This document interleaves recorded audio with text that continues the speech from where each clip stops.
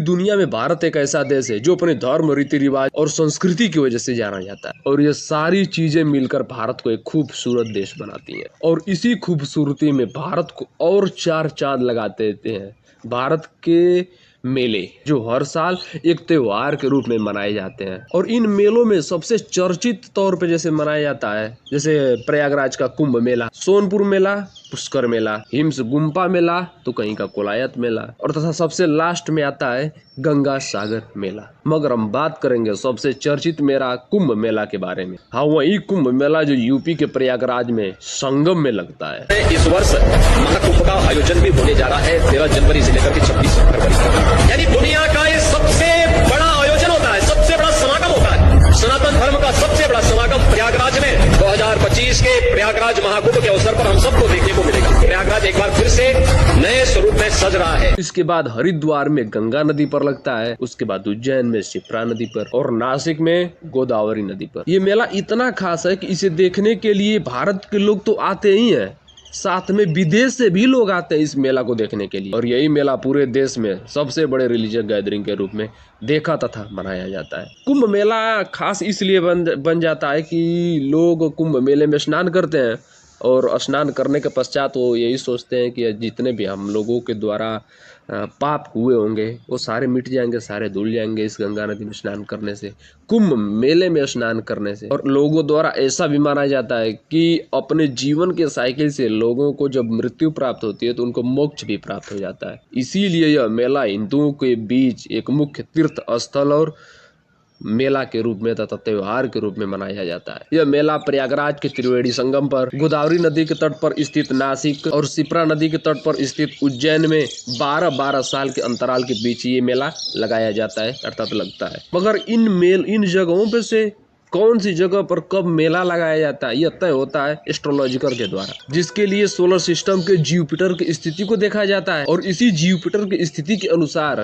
कि मतलब ये क्या बता रहा है, उसके हिसाब से ये मेला इन चारों जगहों पे किस जगह पे लगाना है उसके हिसाब से बताया जाता है। मगर आज हम बात करेंगे इन चारों जगहों में से सबसे चर्चित मेला कुंभ मेला के बारे में, कुंभ मेला के इतिहास के बारे में। आखिर क्यों कुंभ मेला लगाया जाता है, आखिर क्यों कुंभ मेला इतना चर्चित है, आखिर क्यों कुंभ मेला इन चारों जगहों पर ही केवल लगाया जाता है। इस कुंभ मेले को माघ मेला तथा प्रयाग स्नान के नाम से भी जाना जाता है। मगर ये जो हमारे 4 वेद है, ऋग्वेद, सामवेद, यजुर्वेद तथा अथर्ववेद, माघ मेला या फिर कुंभ मेला या फिर प्रयाग स्नान के मेले के बारे में जरूर कहीं न कहीं बताई गई है। इस पौराणिक कथा में कुंभ मेला को अमृत से भरा घड़ा के रूप में मनाया जाता है। इस कुंभ मेले का मतलब ये है कि अमृत से भरा घड़ा जल स्रोत के निकट आयोजित उत्सव के मनाने से है। आखिर ये नदी के पानी और त्योहारों से क्या मतलब है, इसको जानने के पहले हमें हिंदू पौराणिक ग्रंथों के एक किस्सों को जानना पड़ेगा, जिसके कारण अधिकाल काल से लेकर आज तक कुंभ मेला बड़ा ही शानदार तरीकों से मनाया जाता है। तो आइए जानते हैं कुंभ मेला का इतिहास। 13 जनवरी 2025 से कुंभ का मेला शुरू होने वाला है, और इस कुंभ के मेले में आप अपने सारे पापों से मुक्त हो सकते हो। बताया जाता है 1000 अश्वमेघ यज्ञ, 100 वाजपेयी यज्ञ और 1 लाख पृथ्वी की परिक्रमा करने पर जो पुण्य प्राप्त होगा वो एक बार मात्र गंगा में स्नान करने से कुंभ के मेले में आपको प्राप्त हो जाएगा। पौराणिक ग्रंथों के हिसाब से ऐसा माना जाता है कि हिंदुओं के जो संत थे दुर्वासा ऋषि, उन्होंने देवी देवताओं को श्राप दे दिया, जिसके कारण जो देवी देवताओं की शक्ति थी वो सारी खत्म हो गई। अब प्रॉब्लम बड़ा कठिन हो गई, जो भी राक्षस आते उन लोगों को एक मुर्गी की तरह न जाने लगते सारे देवताओं को, जिसके कारण मामला बहुत जटिल हो गया और अपने स्वर्ग को छोड़कर पृथ्वी लोक पर एक साधारण आदमी के रूप में रहने लगे, जीवन यापन करने लगे। क्या करें बेचारे। और उनका जो स्वर्ग लोक था उस पर राक्षस कब्जा करके उस स्वर्ग लोक का मानव की पूरा विनाश करने पर उतारू हो गए, जिसका मेन कारण था कि राक्षस काफी मजबूत और देवता काफी कमजोर हो गए। ऐसा होने के बाद ब्रह्मा जी एक सुझाव देवता लोग को देते हैं कि अगर वो अमृत का जलपान ग्रहण कर लेते हैं तो उनका जो खोई हुई शक्ति है सारी वापस मिल सकती है। तो अब वो राक्षसों को हराकर जब उनके पास शक्ति हो जाएगी, तो जाहिर सी बात है जब हमारे पास शक्ति रहेगी तो मैं किसी को हरा दूंगा, तब वो राक्षस को हराकर अपनी जो स्वर्ग लोक है उस पर विजय प्राप्त कर सकते हैं। बात यहाँ फंसती है कि जिस अमृत का ये लोग खोज कर रहे थे वो मौजूद भी स्वर्ग लोक में ही था, और केवल देवता लोग से तो वो अमृत निकलना नहीं था, जिसके कारण अमृत को पाने के लिए देवताओं को राक्षसों की मदद लेनी पड़ती। अब भाई अपने दुश्मन का मदद लेना है तो चला कैसे लेना पड़ेगा। जाहिर सी बात है भाई, राक्षस उन देवताओं की मदद क्यों करेंगे, क्योंकि ये तो आपस में दुश्मन थे। और दोनों पक्ष इस बात पर राजी हो जाता है कि भाई अमृत को सभी लोगों की जरूरत थी, देवताओं को भी अमृत की जरूरत थी और राक्षस को भी अमृत की जरूरत थी। तो दोनों ये डिसाइड करते हैं कि जो भी मंथन होगा सागर से, जो देवता प्लस राक्षस करेंगे, उसमें जो भी जो लिक्विड होगा या फिर जो भी द्रव निकलेगा या फिर जो भी वस्तु निकलेगी उसमें आधा आधा होगा, आधा राक्षस लेंगे तो आधा देवता लेंगे। बात डन हो जाती है। जिसके बाद समुद्र मंथन होता है।